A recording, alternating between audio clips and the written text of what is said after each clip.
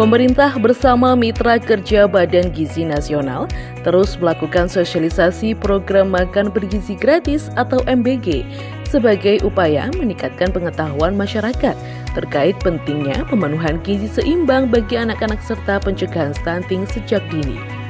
Kali ini berlangsung di Gor Menara Eva, Desa Tanggung, Campur Darat, Tulungagung pada Minggu 22 Februari 2026 dan disambut antusias ratusan warga. Kegiatan ini mendapat antusiasme tinggi dari masyarakat yang ingin mengetahui secara langsung manfaat serta mekanisme pelaksanaan program. Anggota Komisi 9 DPR RI Nur Hadi menjelaskan program MBG merupakan inisiasi Presiden RI Prabowo Subianto dalam meningkatkan kualitas SDM Indonesia menuju Indonesia Emas 2045. Program ini juga dirancang untuk mendorong perputaran ekonomi daerah melalui keterlibatan petani, peternak, nelayan, dan UMKM lokal. Berdasarkan data BGN per Desember 2025, sebanyak 17.555 dapur SPBG telah melayani lebih dari 50 juta penerima manfaat di 38 provinsi di Indonesia. Dapur-dapur MBG ini dibangun melalui skema kemitraan tanpa menggunakan anggaran negara dan secara bertahap ditargetkan mencapai 30.000 dapur. Melalui program MBG ini, pemerintah berharap pemerataan akses pangan bergizi dapat terwujud hingga ke daerah terpencil, angka stunting terus menurun, serta tercipta sumber daya manusia Indonesia yang sehat, unggul, dan berdaya saing di masa depan.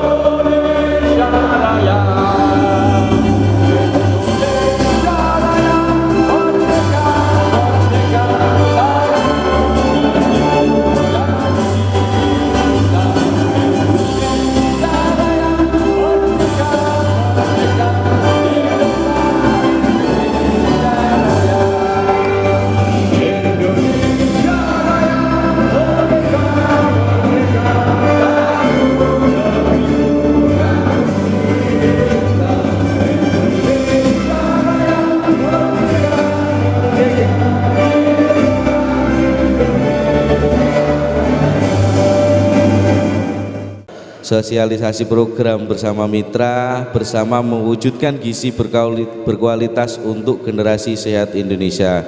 Jadi ada beberapa kenapa kok makan bergizi gratis, yaitu memang yang disediakan SPBG ini adalah bukan masakan yang enak, tapi masakan yang sehat.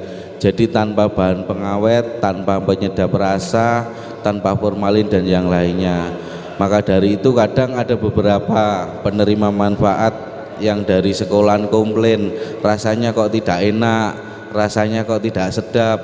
Memang dari program MBG itu, makan bergizi gratis, yang disediakan oleh SPBG itu tidak menggunakan bahan-bahan pengawet atau bahan-bahan penyedap rasa, karena itu sangat itu mengganggu kesehatan juga nantinya. Meskipun dalam jangka pendek itu tidak kerasa, tapi konsumsi jangka panjang itu akan merasakan. Pada saat Bu Ainun atau Bu Mami menjelaskan, jenengan jangan sampai ngobrol sendiri. Jangan sampai ngobrol sendiri, perhatikan karena banyak hadiah di sini. Nggih, ada setrika, magicom, kompor gas, kipas angin. Nggih, khusus magicomnya ini ada 4 pintu dan 1 jendela. Dadi engko iso nginceng wis mateng apa urung. Nggih. Nah, nanti saya juga ada tambahan cair-cair. Voucher senilai 100.000 untuk beberapa orang yang berani bertanya, yang berani berinteraksi. Paham Bapak Ibu? Tapi lek tanyane selewar gak sesuai ya gak oleh hadiah. Makanya harus diperhatikan para narasumber nggih. Oke, baik. Mbak-mbak, mas-mas semua, adik-adik semua, Bapak Ibu semua, saya sedikit menjelaskan kenapa program makan bergizi gratis penting.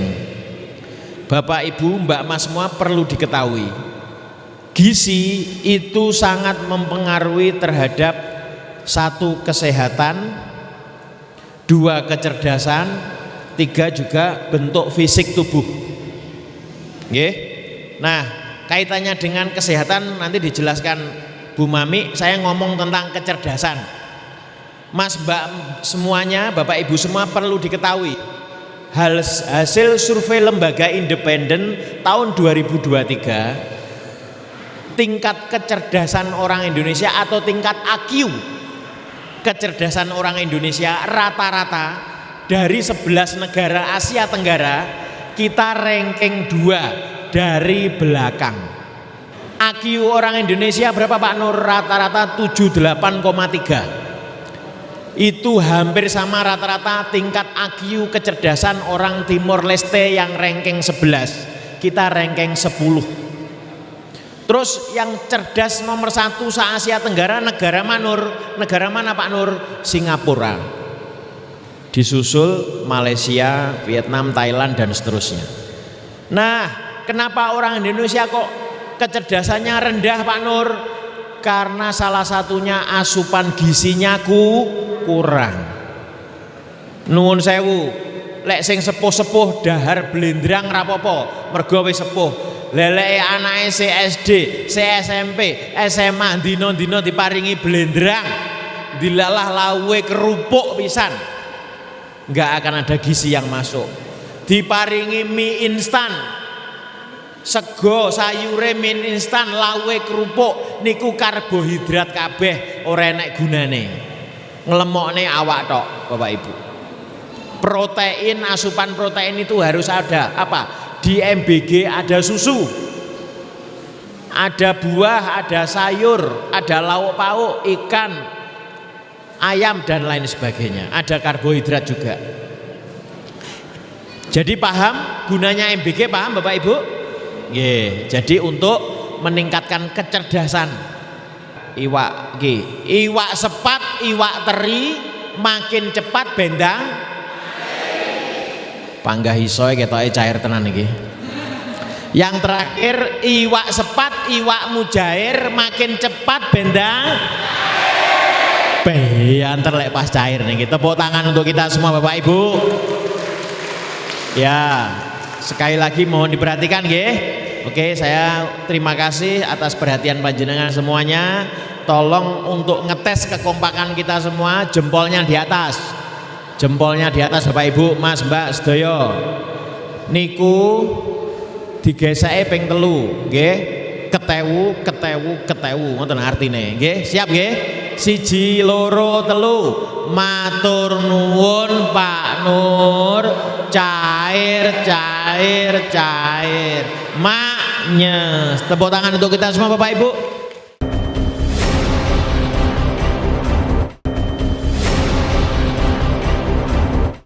Jadi program MBG ini lahir kenapa sih kok lahir ada program makan bergizi gratis?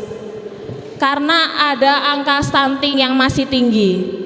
Terus ada masalah gizi, kalau anak perempuan itu ada masalah anemia, ibu hamil juga ada masalah anemia, ketimpangan akses pangan.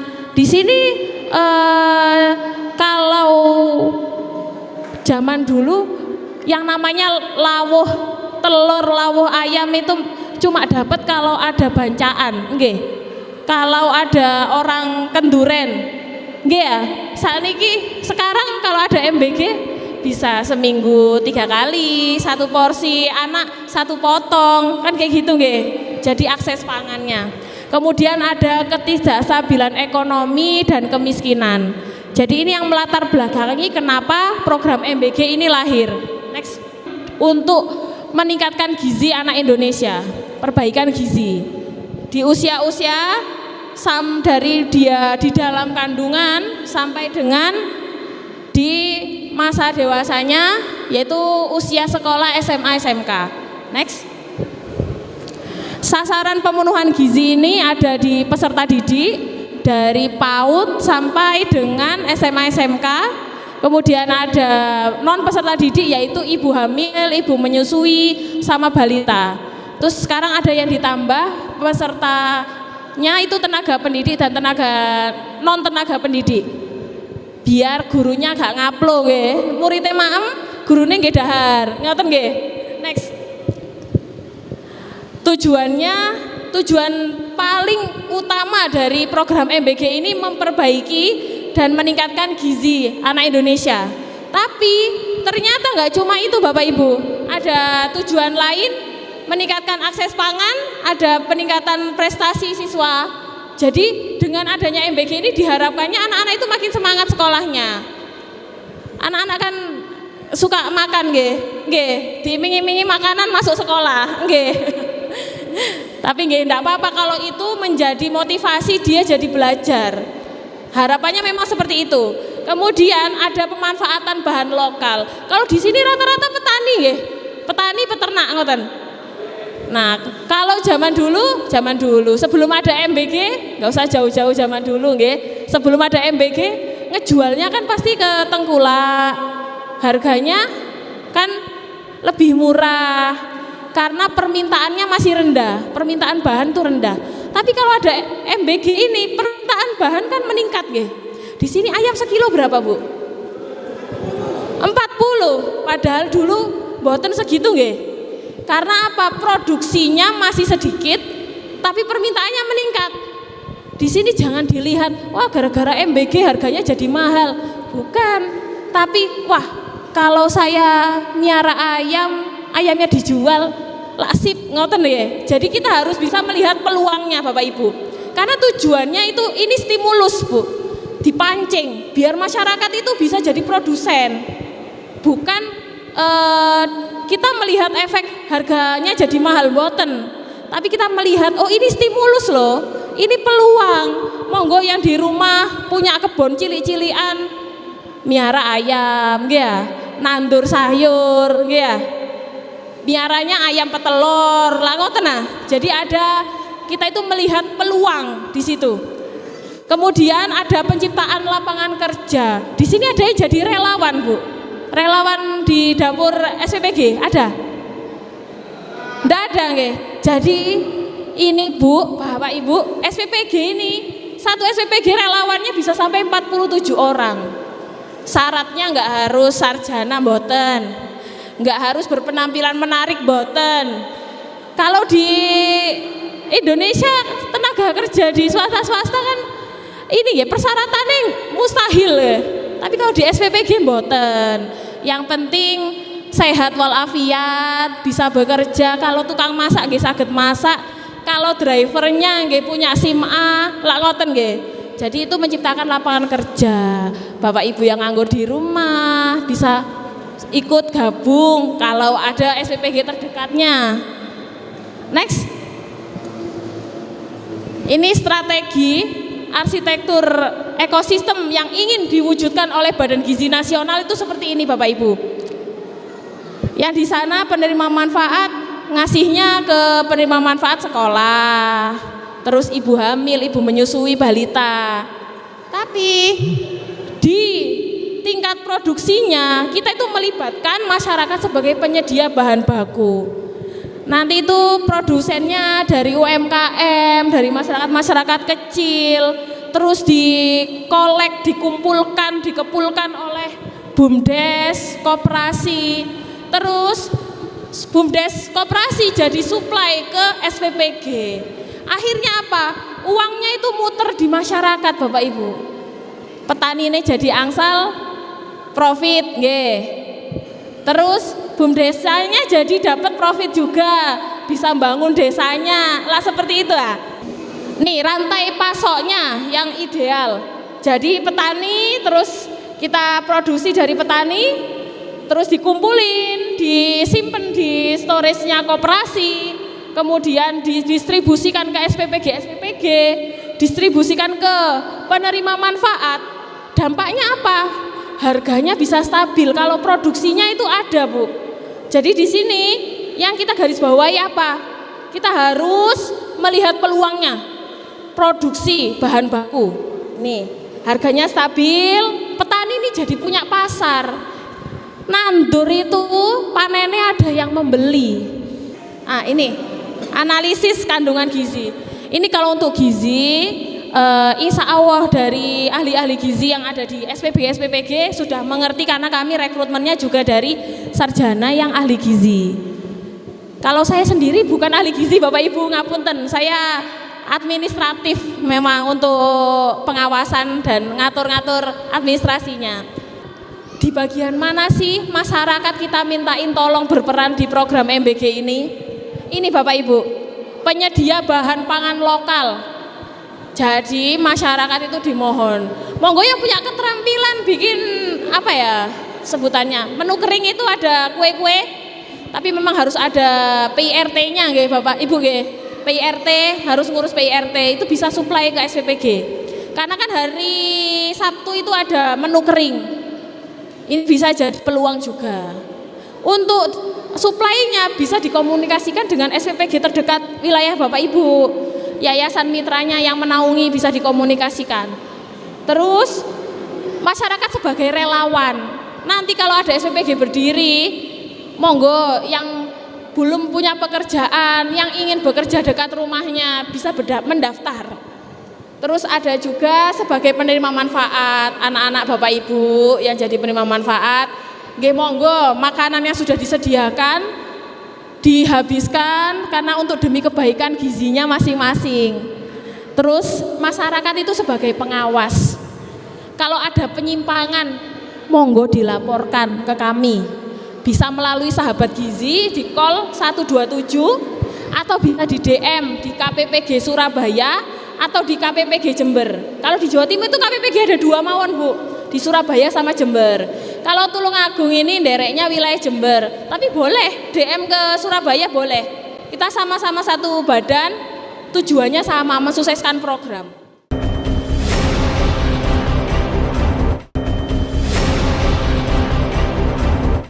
Indonesia saat ini menghadapi masalah gizi, beban ganda malnutrisi, atau kalau bahasa Inggrisnya triple burden of malnutrisi. Apa itu? Yang pertama undernutrition. Undernutrition ini kalau anak-anak SMA pasti tahu ya. Ini adalah gizi kurang atau gizi buruk biasanya. Ini satu dari wanita usia subur mengalami kekurangan energi kronis. 1 dari 6 bumil mengalami juga. Tapi saya lihat kalau di sini sepertinya tidak ada ya yang kek ya, nggak ada yang kek ya nih. Semua sehat-sehat. Pasti makannya sudah bergizi. Tidak ada juga tadi anak-anaknya juga yang kecil-kecil pada lari-lari. Aktif semua, saya lihat tidak ada yang stunting juga, alhamdulillah. Kemudian masalah yang kedua adalah micronutrient deficiencies. Kalau bahasa Jawanya kekurangan zat gizi. Jadi misalnya kekurangan vitamin A bisa menyebabkan rabun, kekurangan zinc seperti itu. Kekurangan yodium bisa menyebabkan gondok. Itu yang masalah Indonesia yang dihadapi yang kedua. Yang ketiga, overweight dan obesitas. Nah, mengapa perlu makanan bergizi gratis? Tadi sudah disampaikan Pak Nur, disampaikan Pak Rizky dan juga Bu Ainun. Ini secara garis besar pentingnya modal manusia berkualitas untuk Indonesia maju menuju Indonesia emas 2045.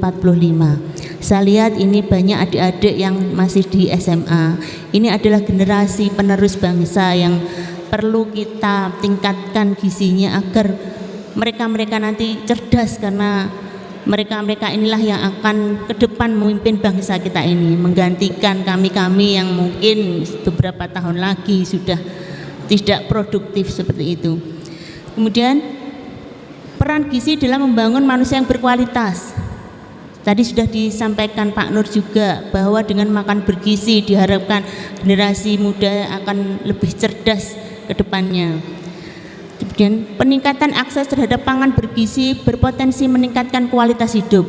Ini otomatis. Kalau kita makanannya bergizi, kalau kita gizinya seimbang, tidak kurang gizi, tidak kelebihan, maka kualitas hidup kita akan lebih meningkat. Itu sudah ada penelitiannya. Jadi linear, dengan makan bergizi kualitas hidup kita akan meningkat. Juga akan meningkatkan kualitas kelahiran, mendorong tumbuh kembang anak dan terwujudnya generasi cerdas, aktif dan produktif. Nah, ini yang kedua, standar gizi. Nah, ini ada pengertian keadaan gizi. Gizi itu ada 3 kategori: gizi baik, kurang gizi, dan kelebihan gizi. Untuk yang gizi baik adalah jika asupan zat gizi sesuai dengan yang dibutuhkan. Ini gizi seimbang. Jadi yang dibutuhkan berapa, asupannya berapa, itu seimbang. Jadi ini yang paling baik, ini adalah gizi baik, gizi seimbang. Kemudian kurang gizi adalah jika ada asupan zat gizi itu lebih sedikit dari yang dibutuhkan. Ini contohnya ada anak yang stunting gitu ya, gizi buruk, gizi kurang, itu termasuk dalam kategori kurang gizi. Kelebihan gizi adalah jika asupan zat gizinya lebih banyak dari yang dibutuhkan. Jadi ini obesitas tadi, kegemukan. Jadi kita harus waspada kalau kita punya anak gemuk, sangat gemuk dibanding usianya. Nah, jenengan harus waspada, harus konsultasi ke bidan yang terdekat, perawat atau dokter, karena itu nanti pasti akan mempengaruhi kesehatannya, karena dia akan obesitas, mungkin ada nanti sesak nafas atau jantungnya tidak kuat seperti itu. Jadi tolong kalau kita punya putra putri atau saudara yang obesitas, mumpung masih kecil, segera dikonsultasikan untuk diatasi. Lanjut. Ini gizi seimbang, artinya susunan makanan sehari-hari yang mengandung zat gizi dalam jenis yang jumlah dan sesuai dengan kebutuhan tubuh, dengan memperhatikan prinsip keanekaragaman pangan, aktivitas fisik, PHBS, dan memantau berat badan secara teratur. Ini pengertian dari gizi seimbang. Jadi jenengan bisa menganekaragamkan makanan yang ada di rumah. Tidak perlu mewah, tidak perlu tiap hari daging. Bisa dikombinasi dari proteinnya, misalnya dari ayam bisa, dari ikan bisa, tempe, tahu. Yang penting beraneka ragam, bervariasi setiap harinya. Diikuti dengan aktivitas fisik, dengan olahraga, dengan minum air putih yang banyak. Itu adalah pengertian dari gizi seimbang. Jadi kita jangan melihat aku rasa tuku daging, aku rasa tuku ayam. Bisa, protein dari manapun ada sumbernya. Jadi dengan bisa memenuhi gizi seimbang untuk keluarga. Nah, ini hitung-hitungan kalori oleh ahli gizi. Jadi panjenengan cukup tahu saja, karena ini yang mengerti adalah ahli gizi. Sudah disampaikan Bu Ainun tadi yang bisa menghitung. Jadi anak-anak kita di sekolah yang mendapatkan MBG itu sudah dihitung oleh ahli gizi SPPG. Anak TK kalorinya berapa, proteinnya berapa, karbohidratnya berapa, itu sudah ada ukurannya. Jadi tidak sama, yang diberikan TK, SD, SMP, SMA itu berbeda-beda sesuai dengan kebutuhan asupan gizi. Nah, ini tindakan pencegahan dan penanggulangan jika terjadi alergi makanan.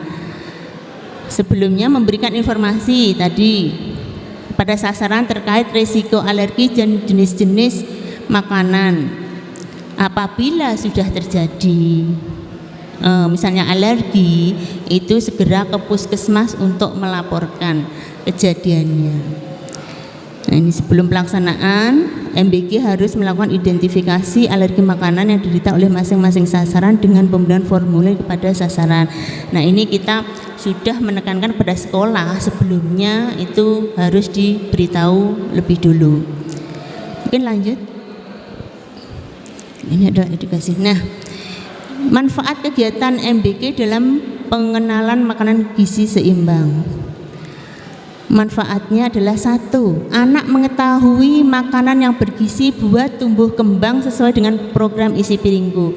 Seperti yang disampaikan Pak Nur tadi, dengan adanya MBG ternyata ada anak yang sebelumnya tidak tahu, walah ini tuh rasanya kelengkeng, ini tuh rasanya anggur. Nah, itu kan salah satu dari manfaat kegiatan dari MBG ini. Kita bisa memberikan edukasi kepada anak-anak yang mungkin sebelumnya tidak pernah mendapat makanan gizi seimbang di rumah. Dengan adanya MBG, anak-anak jadi tahu, oh gizi seimbang itu kudu enek iki gitu. Nah, itu salah satu manfaatnya. Kemudian lanjut, meningkatkan komunikasi dengan teman sebaya dan dengan lancar. Dengan makan bersama dengan teman-temannya bisa saling curhat, saling cerita, oh anu ya ini enak ya, mungkin aku ndak doyan ki PN. Nah, seperti itu ya. Jadi komunikasi dengan teman itu bisa lancar. Mengetahui cara makan yang baik dan benar. Kalau di sekolah otomatis makannya di tempat duduk. Rapi, cuci tangan dulu, berdoa bersama kemudian makan. Ini adalah salah satu manfaat kegiatan MBG. Kalau di rumah mungkin kan bebas saja, sambil nonton TV, nongkrong, kadang malah ndak cuci tangan.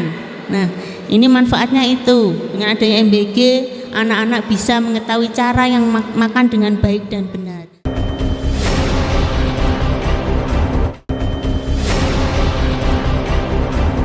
Nama saya Cici Dwi Maharani dari Desa Pojok.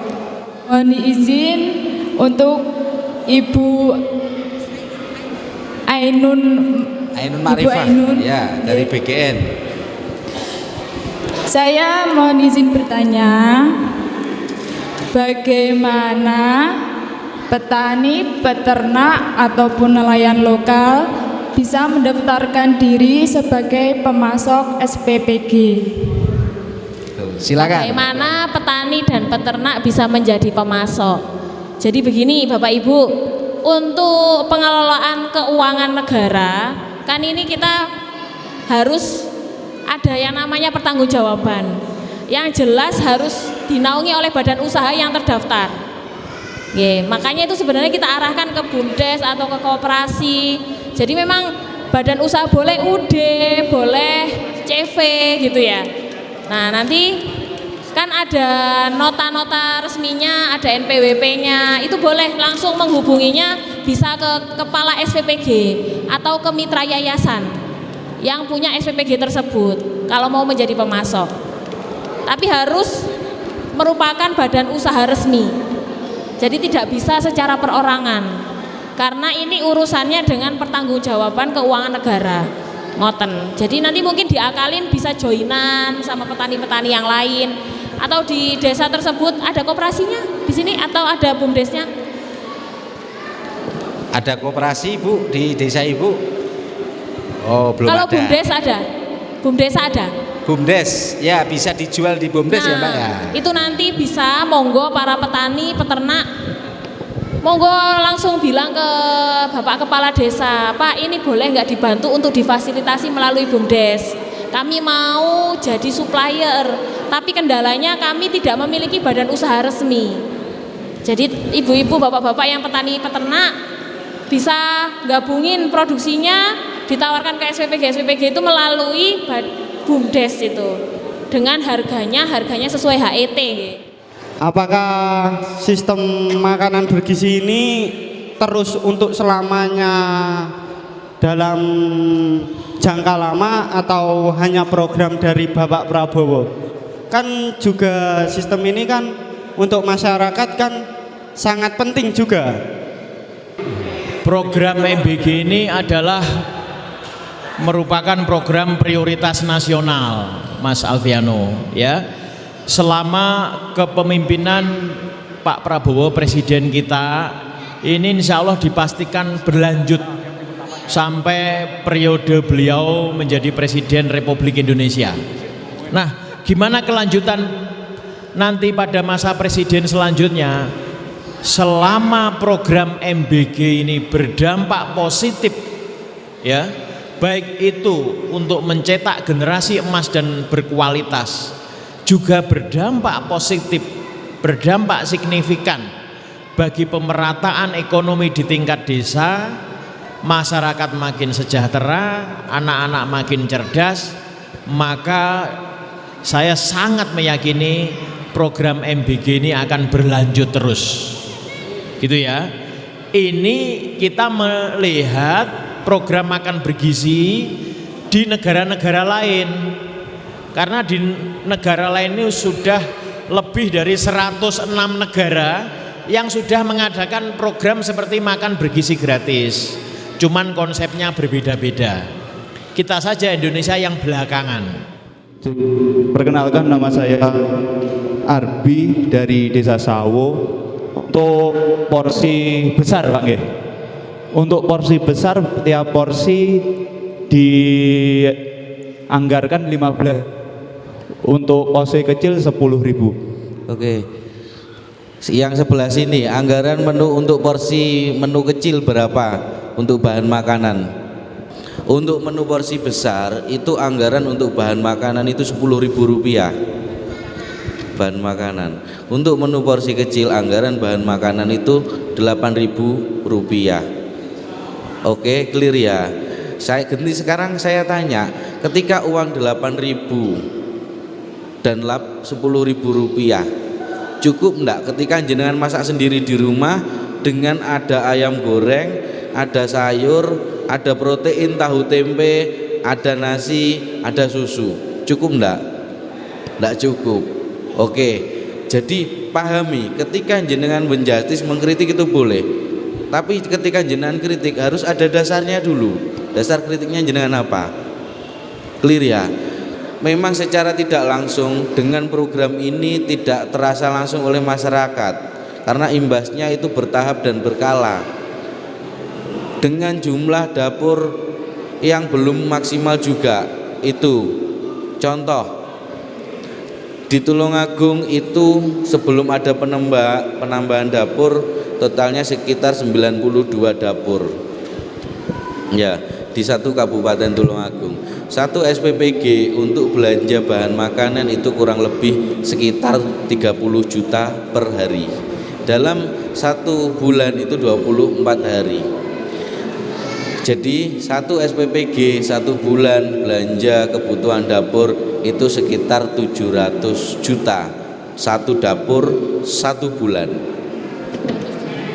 Ya, satu dapur satu bulan belanjanya 700 juta.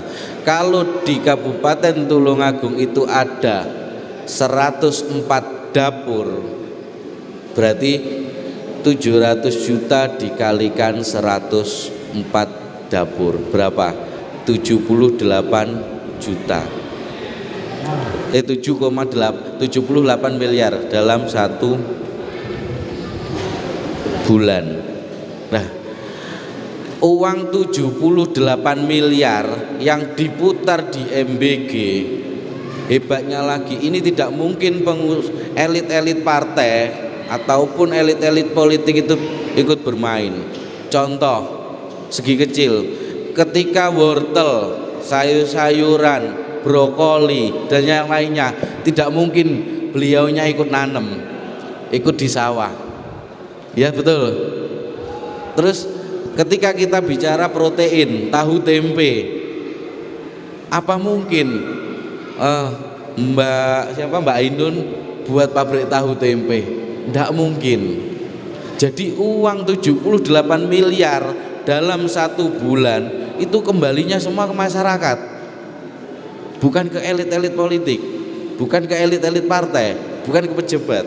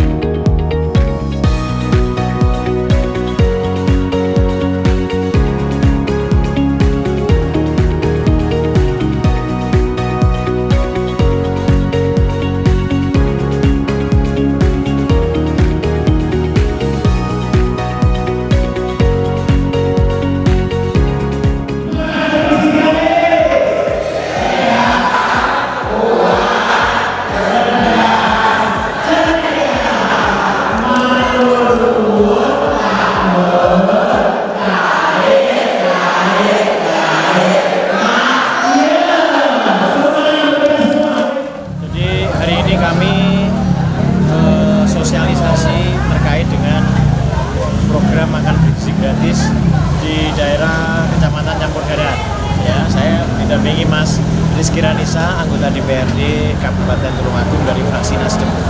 Kita juga menanyakan ke warga apakah anak-anaknya, yaitu anak-anaknya sudah menerima program MBG, atau bahkan tadi juga banyak anak remaja yang masih sekolah di SMK, SMA, dan ternyata ada beberapa sekolah yang masih buka.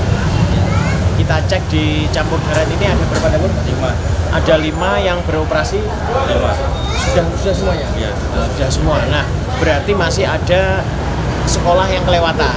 Nanti saya sampaikan Mas Rizky ini untuk berkomunikasi dengan Porcam SPPI yang ada di campur darat ini untuk menyampaikan usulan sekolah yang belum mendapatkan MBG.